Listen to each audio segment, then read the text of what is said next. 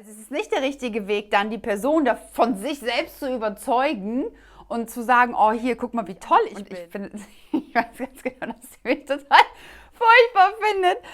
Ich mache gerade einen Tanzkurs, also es ist nicht dieser Paar-Tanzkurs, von dem ich schon mal erzählt habe in einem anderen Video, sondern das ist so ein, ja, Tanzkurs, bei dem man halt selber tanzt und da geht es so darum, dass man lateinamerikanische Tänze bzw. diese Bewegungen mehr übt. Also wenn man jetzt nicht unbedingt mit dem Rhythmus im Blut geboren wurde, ja, dann ist man so ein bisschen ja, versteift und ja, genau, da geht es in diesem Kurs so ein bisschen locker zu werden, den Körper zu bewegen, also vor allem auch richtig zu bewegen, die Partien und so weiter. Und dort gibt es eine Frau, die findet mich ganz furchtbar. Ich weiß das, also sie hat mir das nicht gesagt, aber ich weiß das. Und ich finde das ganz interessant, das zu beobachten. Warum kann ich das so gut feststellen? Weil ich glaube, weil ich ein bisschen Ähnlichkeiten zu mir sehe in ihrem Verhalten. Weil, also heutzutage ist es ja so, ich genieße diesen Tanzkurs so sehr, weil ich da einfach ja mein inneres Kind voll loslassen kann. Ich habe richtig Spaß, ich bin voll im Moment und fokussiere mich eigentlich nur irgendwie darauf, das gut hinzubekommen, daran Spaß zu haben, egal ob das jetzt ein bisschen komisch aussieht oder nicht. Also am Anfang sieht alles ein bisschen komisch aus, wenn man das zum ersten Mal macht. Genau, und ich bin einfach da total losgelöst.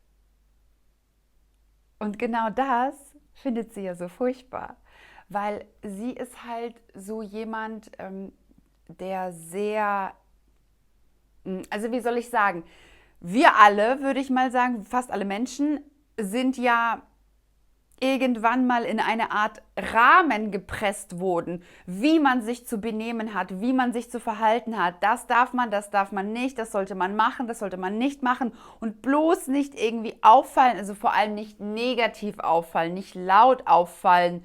Ne? Immer schön Zurückhaltung und bloß nicht zu viel von sich irgendwie. Also einfach nicht sein, wie man gerade lustig ist, im wahrsten Sinne des Wortes. Ich meine, ich war auch früher so. Ich habe mich nicht getraut, irgendwie eine Frage zu stellen oder mal einen Kommentar abzugeben. Nee. Und das habe ich ja abgelegt. Deswegen ist es mir völlig Banane. Wenn ich eine Frage habe, dann stelle ich sie. Wenn ich irgendwie gerade was lustig finde, dann lache ich darüber und das war's. Und ich bin mir sehr, sehr sicher, dass der Grund dafür, dass sie mich so furchtbar findet, sie stand sonst immer hinter mir und sie hat auch letztens zu mir gesagt, kannst du ein bisschen bitte zur Seite gehen, weil ich kann dann nicht so gut im Spiegel sehen. Da habe ich schon gedacht, okay. So, jetzt steht sie auf der ganz anderen Seite. Das ist jetzt zu viel mit mir. So, und ja, warum mag sie mich nicht? Weil, und das ist nämlich oft so, kann man sich mal selbst fragen, also wenn man Lust darauf hat, warum man zum Beispiel jemanden nicht mag. Weil das ist ja gerade, also diese Situation, die ich beschreibe, das kennt ja jeder. Und zwar aus jeder Position. Entweder man ist derjenige, der nicht gemocht wird, oder man ist derjenige, der jemanden nicht mag. Und das ist halt ganz interessant eigentlich, warum das so ist. Denn ich lebe ja etwas, was sie sich nicht erlaubt, was sie einfach nicht zulassen kann. Sie kann nicht loslassen, sie kann nicht einfach so ein bisschen darum albern und sich gehen lassen und dann dieses alles so irgendwie fühlen, was wir da machen, sondern sie ist so fest in ihrem Rahmen und das merkt sie auch gar nicht. Man hat das ja auch viele Jahre nicht gemerkt. So, sie versucht so zu sein, wie man ihr das mal gesagt hat, dass sie sein soll. Und ja, das ist alles bloß nicht. Oh, und ich finde, ich weiß ganz genau, dass sie mich total furchtbar findet, dass ich so albern bin, dass ich da so lache, dass ich das, ja, das passt ihr alles nicht. So gut, sie muss mich da jetzt ertragen im Kurs. Es ist halt einfach so. Ich meine, das ist ganz oft so, wenn zum Beispiel auch jemand irgendwie einen Kommentar abgibt von wegen, boah, du isst so viel oder keine Ahnung, irgendwas kommentiert, kritisiert, sagt oder sich über irgendwas aufregt, was du dann machst oder nicht machst, ist es in der Regel so, dass diesejenige Person das sagt oder kritisiert, weil es etwas ist, was sie sich eigentlich auch so sehr wünscht, das zu machen oder das nicht zu machen oder wie auch immer. Es gibt aber immer diese Verbindung, immer. Oft ist es ja leider so, dass man das dann persönlich nimmt. Aber das hat fast nie was mit einem selbst zu tun. Also ich weiß, war ja bei mir jetzt auch nicht immer so, dass ich drüber lachen konnte. Also jetzt ist es mir völlig, dann stört es sie halt, aber mir ist es ja egal, ne?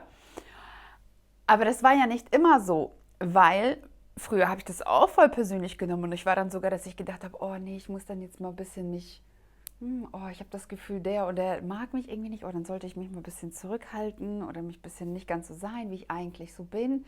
Und ja, habe dann darüber nachgedacht, was ich denn falsch gemacht habe, warum diese Person mich denn nicht mag. Völliger Quatsch. Völliger Quatsch.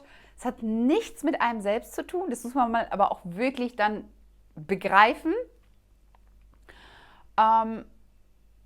Und schon gar nicht sich dann irgendwie anpassen. Und dass man eben sowas dann persönlich nimmt, ja, da kann man sich mal fragen, warum? Also warum glaube ich denn, dass ich hier irgendwie die Stellschraube bin, an der was geändert werden muss? Nein, das braucht man nicht persönlich nehmen. Das begreift man nur nicht. Oder das habe ich viele Jahre nicht begriffen. Wir müssen ja auch keine besten Freunde werden. Also ich meine, ich habe mit ihr jetzt nicht so viel Interaktion. Es wird natürlich schwieriger, wenn das eine Person ist, mit der man dann irgendwie in einem Team zusammenarbeiten muss oder mit der man halt einfach viel mehr Interaktion hat, als ich jetzt in diesem Tanzkurs. Aber es ist dann halt wichtig, auch damit umgehen zu können, weil also es ist nicht der richtige Weg, dann die Person von sich selbst zu überzeugen und zu sagen, oh hier, guck mal, wie toll ich bin, weil das ist anstrengend und das läuft dann auch eigentlich immer in genau die andere Richtung. Wenn dich jemand so sehr davon überzeugen will, ihn zu mögen, passiert das in der Regel nicht. Sondern wirklich sich davon zu distanzieren und für sich selbst zu wissen, das hat gar nichts mit mir zu tun, dass diese Person mich nicht mag. Und ich meine, man muss jetzt nicht irgendwie beste Freunde werden, aber es ist halt wichtig, dass man trotzdem irgendwie miteinander dann kooperieren kann, in welchem Rahmen auch immer. Natürlich muss die andere Person da auch mitspielen, aber da muss man eben auch seine Grenze dann setzen. Und ganz oft, meiner Erfahrung nach, passiert es dann so, dass diesejenige Person, die einen dann irgendwie nicht mochte, aus bestimmten Gründen, sich mit der Zeit aber öffnet und man sich dann richtig gut versteht. Also, aber ganz von alleine. Ich meine, dass man da jetzt nicht darauf hinarbeitet, sondern dass das ganz von alleine passiert, weil, ja, wahrscheinlich sieht sie dann irgendwie auch Aspekte von sich in einem und manchmal ist es ja so oder ziemlich oft, dass ja, wenn Menschen irgendwie Interaktionen miteinander haben, dann inspirieren sie sich ja gegenseitig und färben irgendwie aufeinander ab. Und das kann eine ganz, ganz tolle Entwicklung nehmen. Und so sollte es sich eigentlich auch entwickeln. Ne? Also die Interaktion zwischen Menschen, dass jeder irgendwie den besten Teil für sich da rausnimmt.